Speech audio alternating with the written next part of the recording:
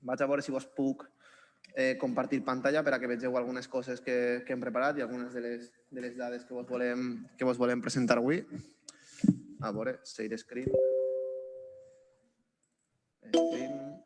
Vale. M'esteu veient? Veieu el que estic compartint?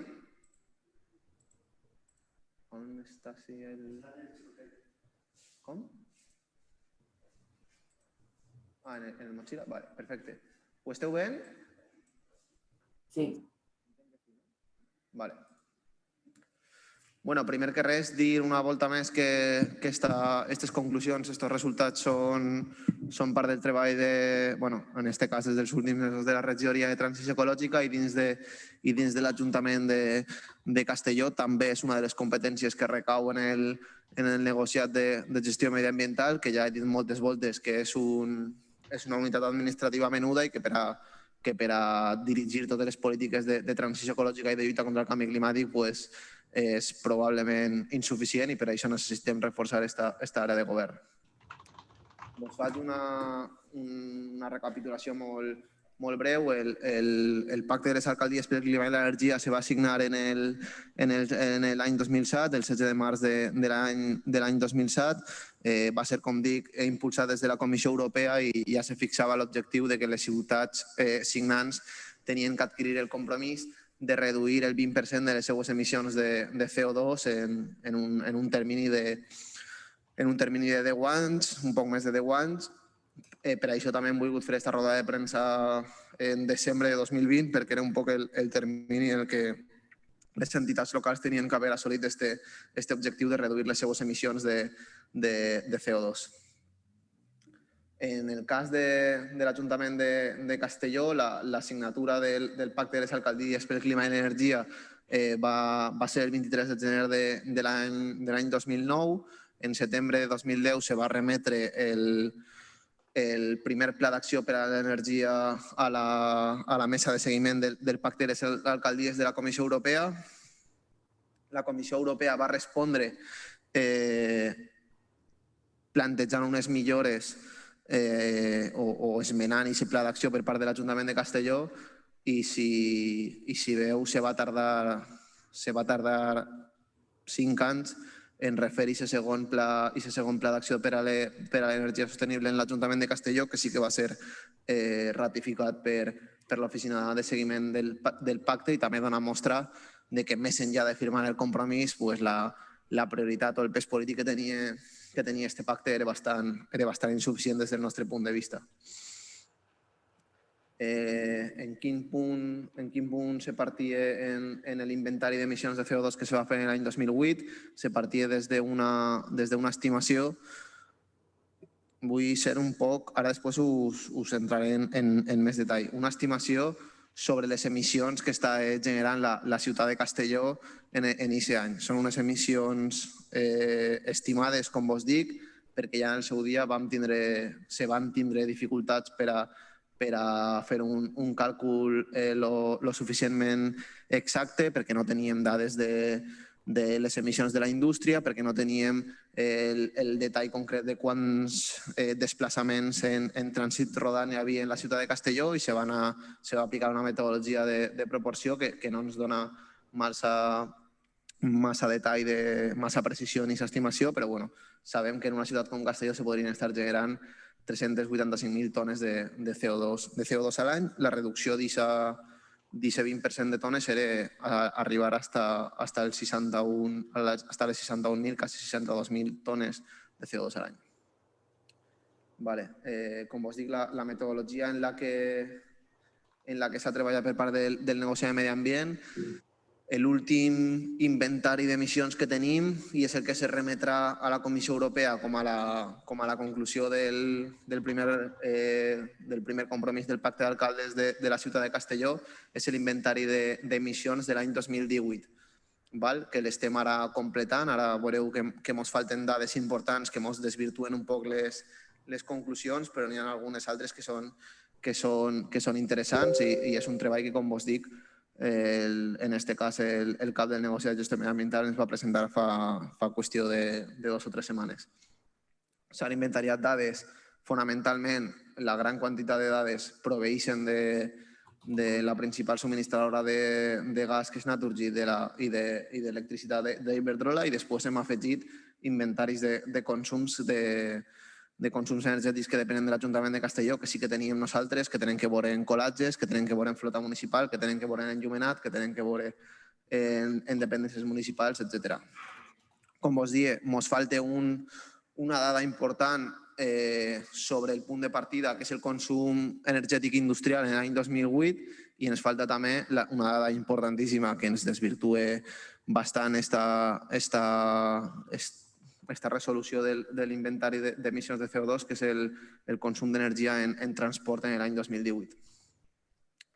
Això ja ho hem contat moltes vegades, però crec que és important que ho repetisca avui, com s'originen aquestes quasi 40.000 tones de CO2 en la ciutat de Castelló, i són unes proporcions molt semblants a altres ciutats similars.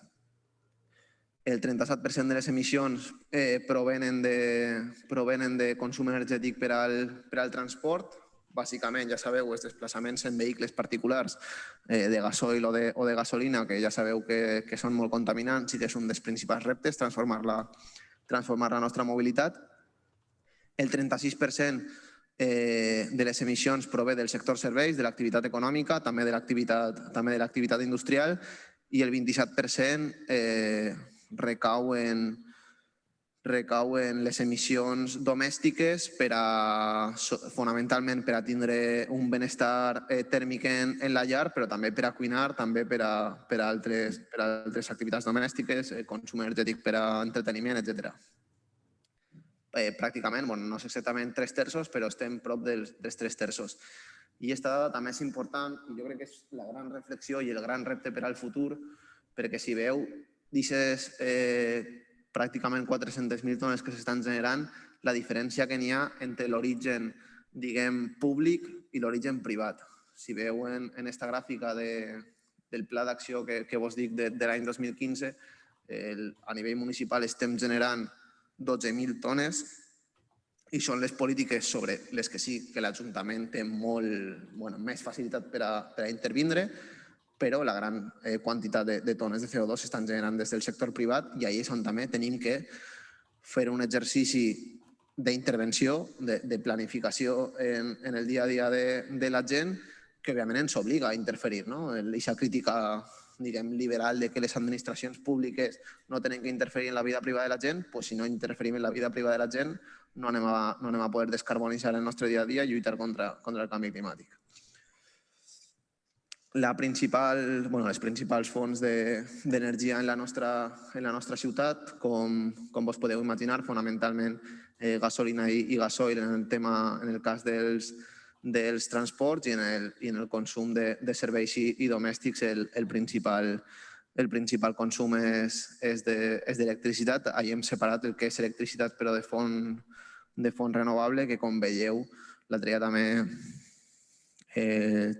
Txelo ens feia una peça del Mundo molt crítica també en la regidoria, molt crítica en l'Ajuntament, però molt encertada, i és que estem fent un treball insuficient en potenciació de les energies renovables, i en aquesta gràfica és completament evident com l'ús d'energia de fonts renovables és encara molt menuda.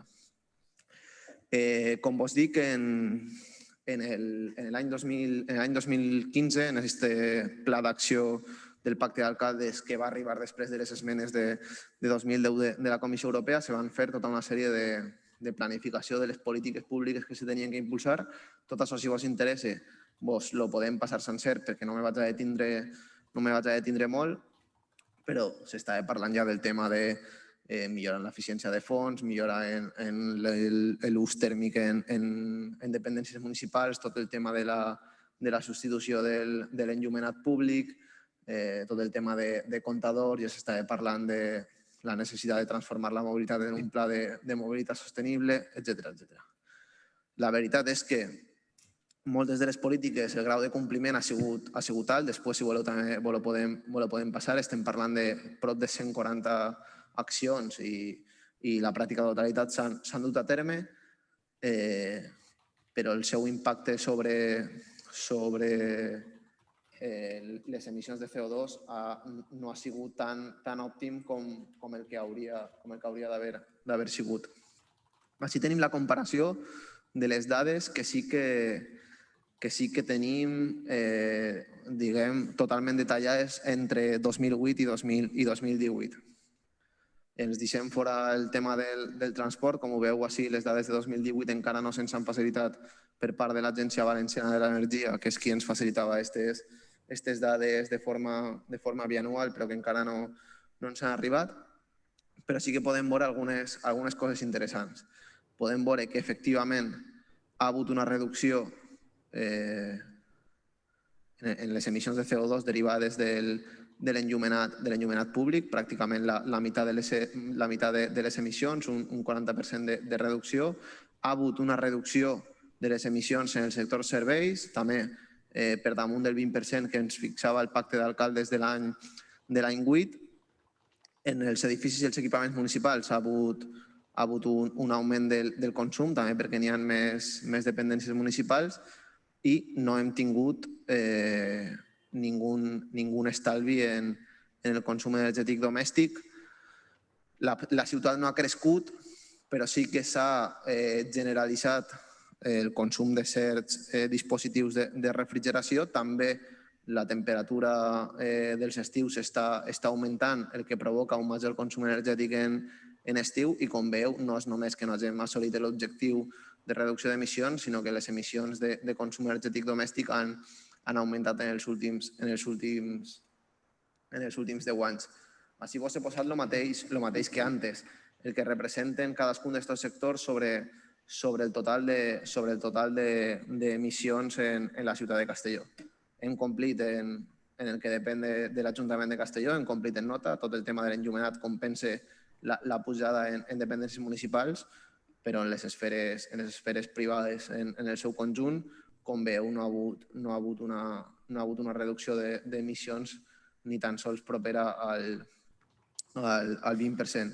Estava parlant ahir en el regidor de mobilitat, li estava comentant que no teníem les dades de transport, li preguntava si tenia algun tipus de referència, i ell el que me deia és que les dades que tenen d'oscil·lació de viatges en ciutat dels últims anys és que no ha hagut una reducció substancial dels desplaçaments en trànsit rodat.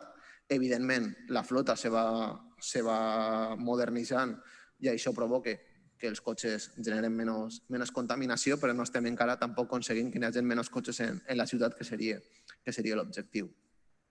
Aleshores, conclusió importantíssima.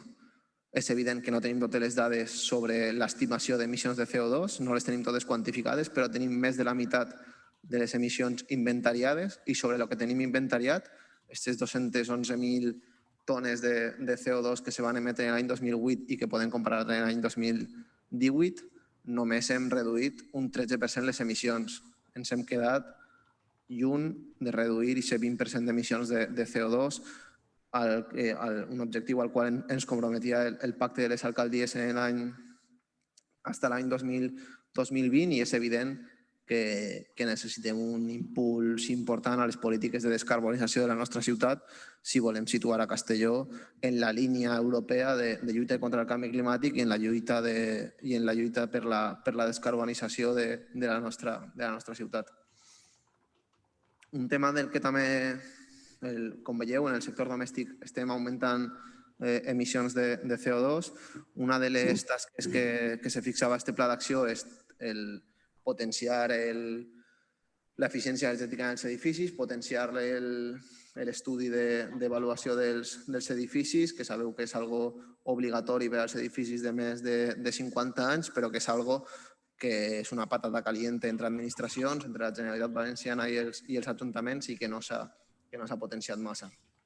També en aquest treball del pacte d'alcaldes s'ha recopilat tota la documentació que se té per part del negociat de llicències de la certificació energètica en la ciutat de Castelló. La veritat és que estem en la línia la Comunitat Valenciana, on tenim poc més del 10% de les cases que són obligatòries passar la ITV dels edificis que l'han passada, i damunt, com veieu, les últimes cases que ja comencen a ser obligatoris, que ja comencen a tindre les subvencions per a passar esta avaluació dels edificis, el rang d'eficiència energètica que està donant sobre les avaluades en l'any 2018, que crec que eren 60, també les dades vos les podem passar del... Ah, no, perdoneu. Sí, crec que en total eren unes 50 les que s'havien avaluat en l'any 2018 i la majoria donen uns nivells d'eficiència energètica de nivell E que és molt baix. Algo que també hem tret diverses voltes, però que a mi m'encanta treure-ho perquè crec que és el gran repte que tenim com a ciutat, és el tema de la rehabilitació urbana sostenible. Aquestes són les cases que han passat l'estudi l'avaluació dels edificis, les que sí l'han passat, les taquetes verdes, val? I aquestes són totes les edificacions residencials en la ciutat de Castelló que tenen més de 50 anys i que, per tant, de forma obligatòria haurien de passar esta ITV dels edificis, que les administracions haurien de vetllar perquè compliren aquesta avaluació per temes d'eficiència energètica i també per temes de salubritat i de seguretat. I, com vos dic, estem pràcticament en xifres del 85% d'incompliments de la certificació, el que ens provoca també que no siguem capaços de reduir emissions de CO2 vinculades a l'energia domèstica. I aquesta taula jo crec que és... Jo sabeu que soc periodista de formació, si jo estiguera ahí, jo crec que és el gran resum de com estem en la ciutat de Castelló.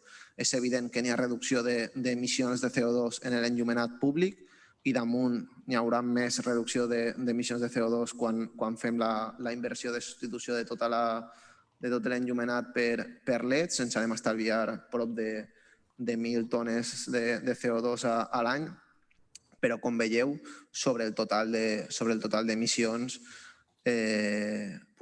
afecta poc, estem parlant d'un 3% de les emissions i on tenim el gran repte és en reduir les emissions vinculades al sector serveis i sobretot en reduir les emissions vinculades al sector domèstic, que no és que no estiguem aproximant-nos a la reducció del 20%, sinó que en els últims anys hem tingut un augment. De les primeres coses que vam fer en aquesta legislatura va ser quan estàvem en l'inici de la legislatura, com deia al principi, teníem a totes les administracions públiques parlant d'emergència climàtica, d'alerta climàtica, de prioritzar les polítiques contra el canvi climàtic, i nosaltres vam portar els grups del govern una moció al ple de setembre de 2019 on ens comprometíem a signar el compromís de reducció del 40% de les emissions de CO2 l'any 2030, que és el nou objectiu del pacte de les alcaldies.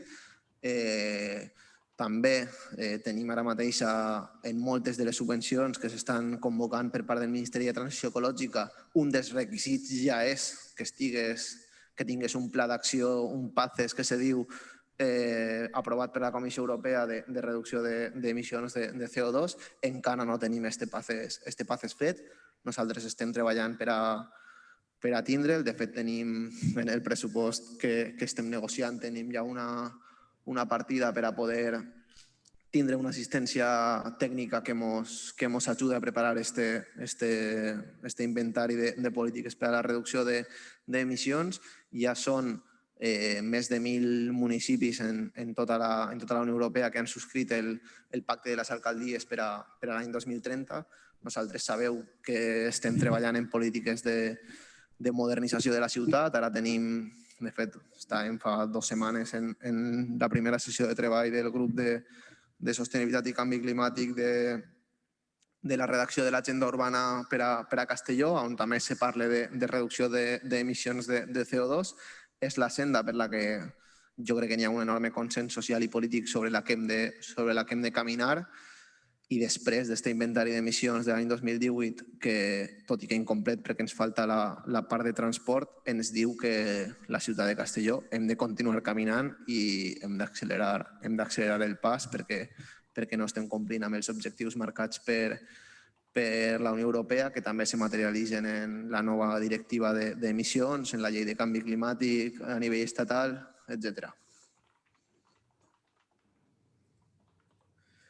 I jo, hasta així, el que vos volia contar avui. Preguntes? Perdoneu el rotllo. Hola, bon dia, Fernando. Hello. Yo te volia preguntar per el tema de, així hi ha una gràfica comparativa feta, però falta un dato molt important, com és el de transports. Entonces, hasta quin punt se pot afirmar que les reduccions són d'un 13% sense tindre la data de la reducció del transport, la reducció o el percentatge que se queda igual o que inclús podria ser superior, no? Bueno, exacte.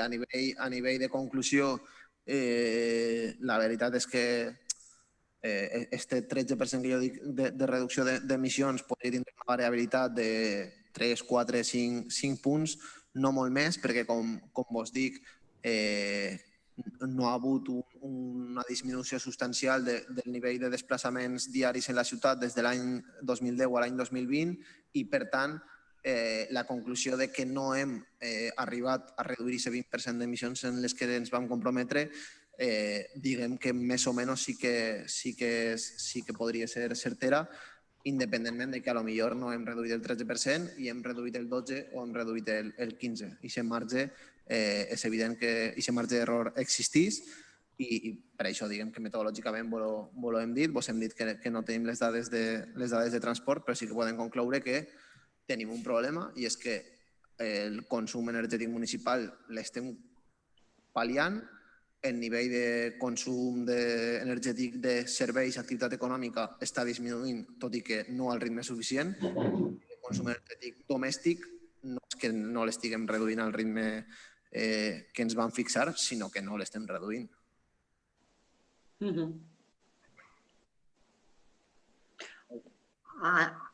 A la vista d'esta situació, quines són les mesures que se poden implementar per a que caigui el consum domèstic? Des de l'Ajuntament, clar.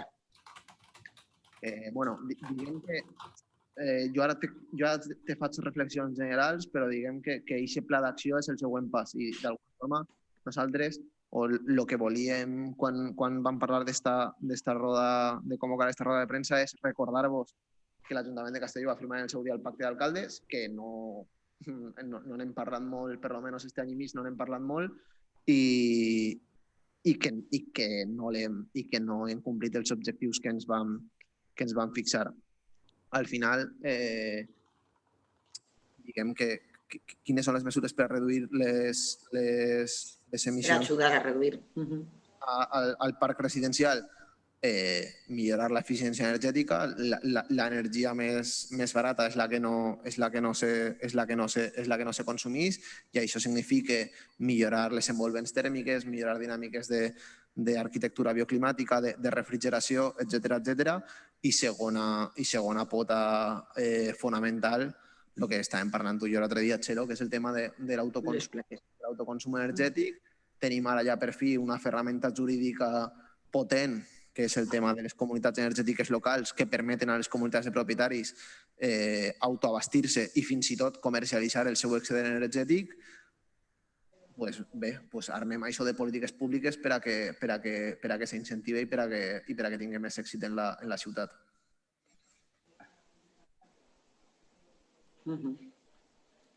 Més coses? Sí?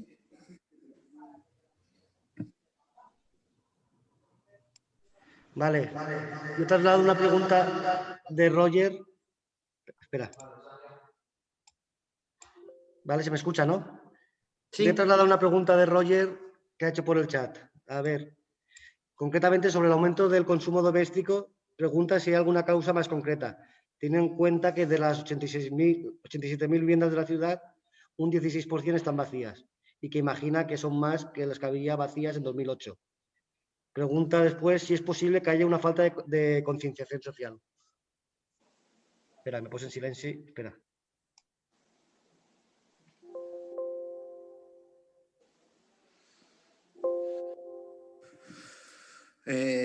Vale, Roger, gràcies. A veure, avui la pregunta que tu fas no la podem respondre en les dades que tenim avui. O sigui, això necessitaria anar acompanyat d'un estudi qualitatiu de veure el que està passant en les cases a nivell de consum energètic. Avui el que tenim són puros datos de consum energètic que se'ns han facilitat diferents fonts. No ho sé. O sigui, per què està augmentant el consum domèstic? La pregunta més honesta és que no ho sé. Jo crec que sí que és evident que el fet que en estiu cada vegada tinguem més calor, el fet que els aparells d'aire condicionat cada volta siguin més barats, el fet que, com tu dius, no tinguem capacitat de gestionar o coneixement per a gestionar la nostra factura elèctrica, tindre una potència contractada, adaptada al nostre consum, això està provocant que tinguem un major consum energètic del que seria idoni. Però les causes evidentment són múltiples i és evident que tenim que treballar en aquest sentit. O sigui, el tema de les comunitats energètiques locals no és només que la gent se posi plaques i s'autoabasteixi de la seva energia, també és que la ciutadania tingui capacitat de conèixer quin és el seu consum energètic, quines són les seues necessitats energètiques i quines són les seues millors pràctiques energètiques, i és la feina que tenim que fer. Per què està augmentant el consum domèstic? La resposta que jo t'he pogut donar avui en els papers que avui presentem és que no ho sabem.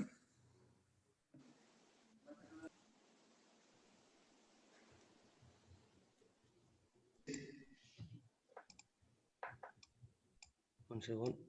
Vale, trasllada una segunda pregunta de Roger, que diu, de las emisiones industriales, ¿se sabe exactamente qué empresas son las que más contaminan y si han aplicado algunas medidas para reducir sus emisiones?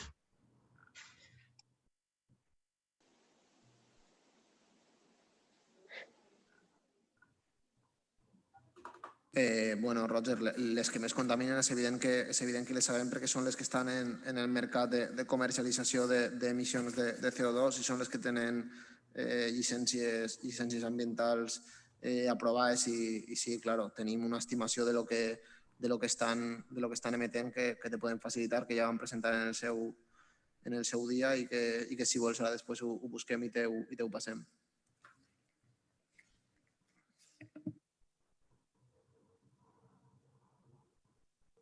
Alguna cosa més?